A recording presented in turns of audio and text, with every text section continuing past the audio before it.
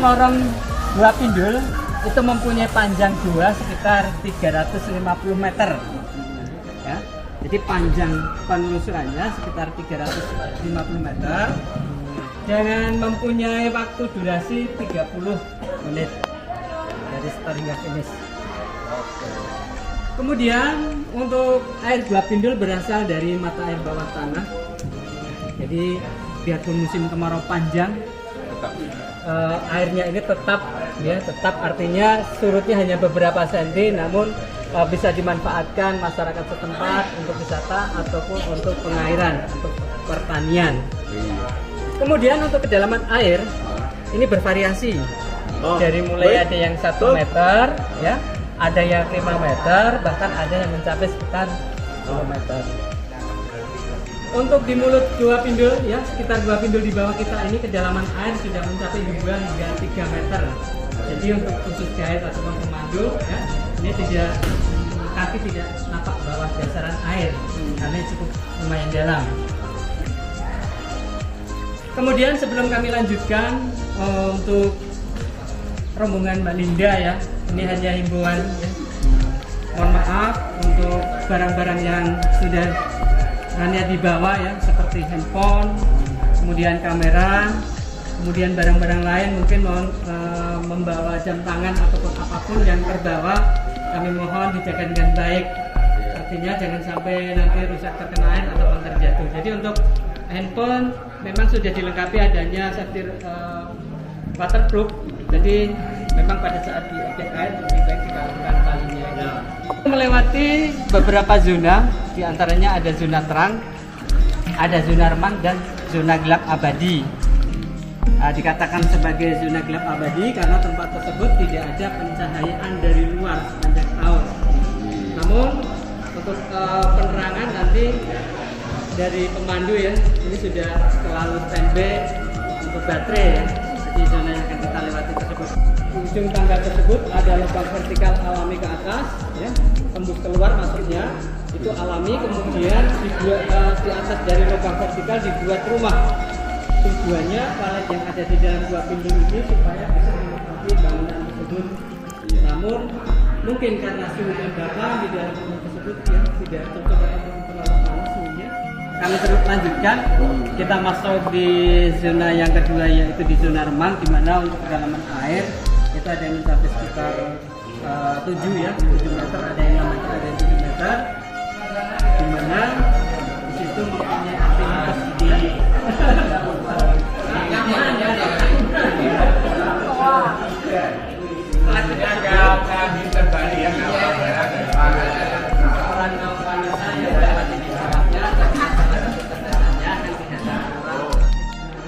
kemudian masuk lorong yang ketiga disebut sebagai zona gelap.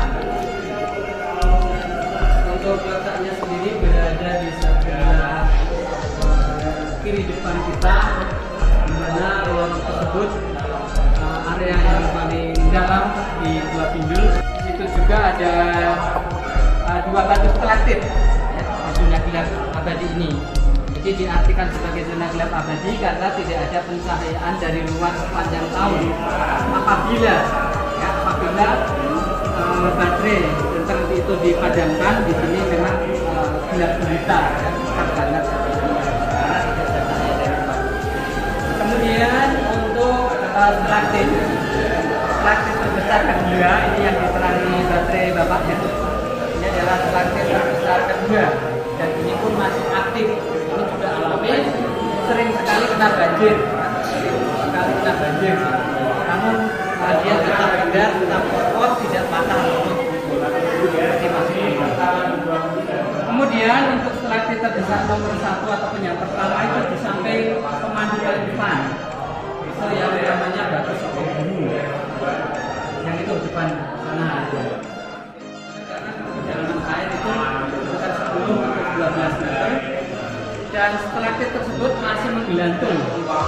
Namun warga setempat, warga sekitar Gua Pindul menyebutnya sebagai batu sokong biru.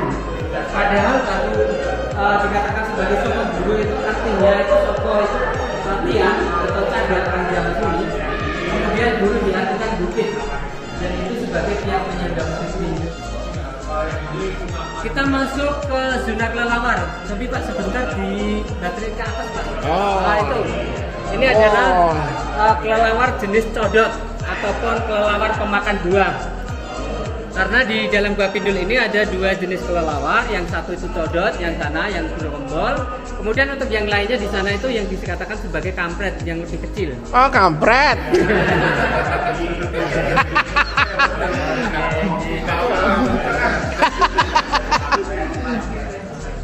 Di mana untuk kelelawar di dalam Gua Pindul ada dua jenis tersebut dulunya cukup banyak. Kenapa sekarang tinggal sedikit? Karena seringnya terkena sinar baterai. Oh, pengaruh. Pengaruh, ya itu tadi mereka mungkin merasa kurang nyaman terus terbang keluar.